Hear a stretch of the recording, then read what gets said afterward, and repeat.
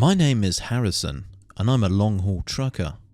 While I sometimes get routes all over the place, my most common run is Vancouver to San Francisco.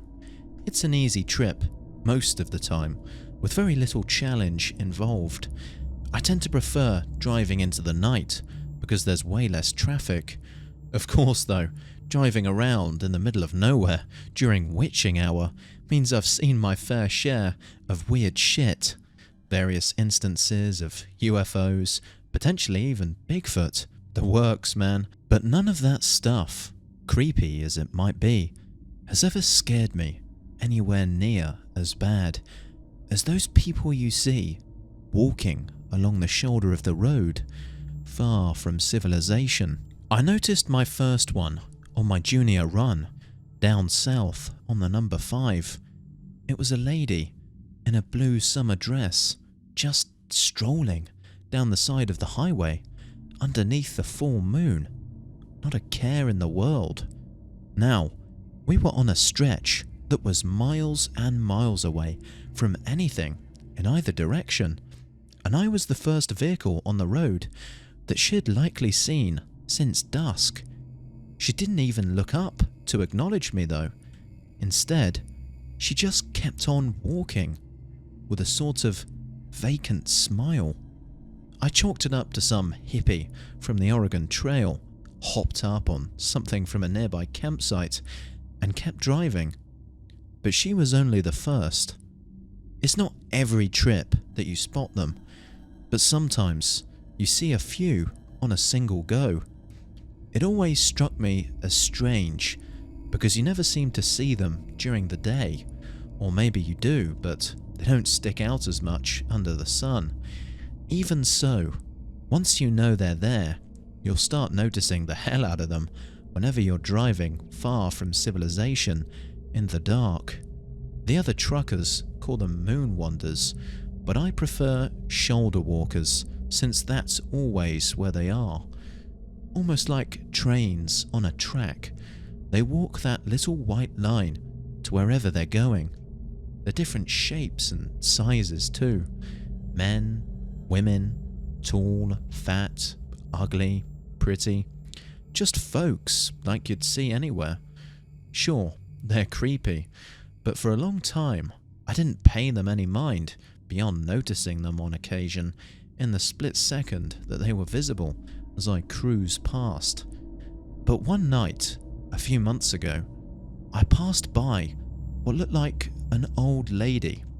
She was in a hospital gown and looked like someone on death row, sunken, given up on life sort of eyes, frizzy white hair, and pale skin.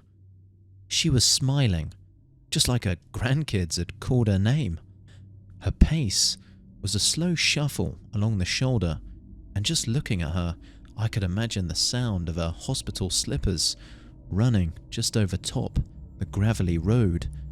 I wanted to keep driving because, well, to be honest, she gave me the willies. But hell, she reminded me of my own sweet grandma, God rest her soul. So I brought my rig to a slow stop and, collecting up the flashlight that I keep in my glove box, I stepped out the cab. I could hear her coming before I could see her as I'd driven a few meters ahead of her due to the long stop time. Scrape, scrape, scrape. I could visualize her wrinkly feet in those hospital slippers, shuffling ever onward. Quickly, I checked the Maps app on my phone and saw that the closest town to where we were was over 50 miles. No way this old lady was walking that. Putting my phone in my jeans, I held up my flashlight and started walking towards the sound of her footfalls. Hello? Ma'am? I called out, hoping that she would speak up. No such luck. Just more scraping. My hairs were on edge now as I waited for her to enter into the dim light of my flashlight. I nearly cried out as her ghostly appearance came into view. Not because anything was different from before, just because she looked so much more sickly up close. Ma'am? Are you okay? You're in the middle of nowhere, you know? She didn't say nothing, just kept smiling and moving steadily forward.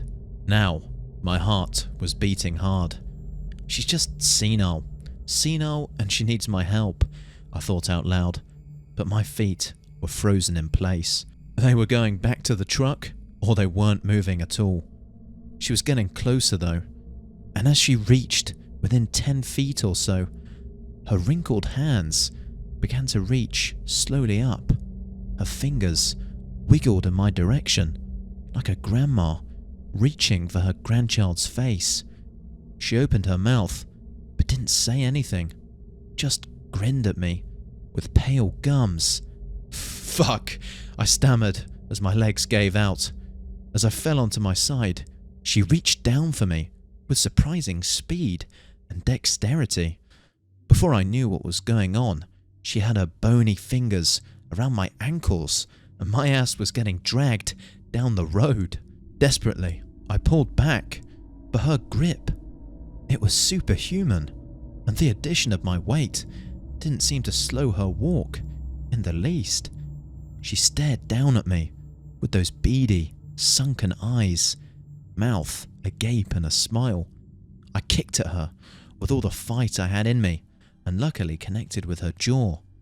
To my horror, it was like kicking solid concrete, but luckily, somehow, she let go, despite having no visible injury.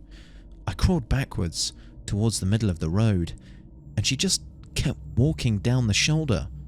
Her hands fell back down to her side, and her mouth closed into a tight-lipped smile. But her gaze stayed locked on mine as she slowly shuffled out of my flashlight's beam. I waited as the scraping, bit by bit, faded from my ears, and after what ended up being a half hour of stunned silence, I worked up the nerve to get back up and go to my rig. No sign of the lady, but when I climbed into my cab and sped down the highway, it didn't take long to catch up with her. Her eyes were still stuck on me.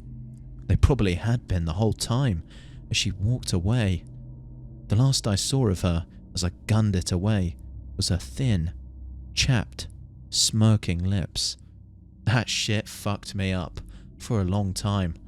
According to some other guys I know, I'm the first to try and interact with a shoulder walker, and if God is good, I'll be the last. Since then, I've seen plenty more strolling down the highway in the pitch dark. I even saw a kid once, but there ain't no way I'm ever stopping again for any of them. And if you're smart, you won't neither. The really fucked up thing is that since that night, the shoulder walkers are always looking right at me when I drive past, which they never used to do.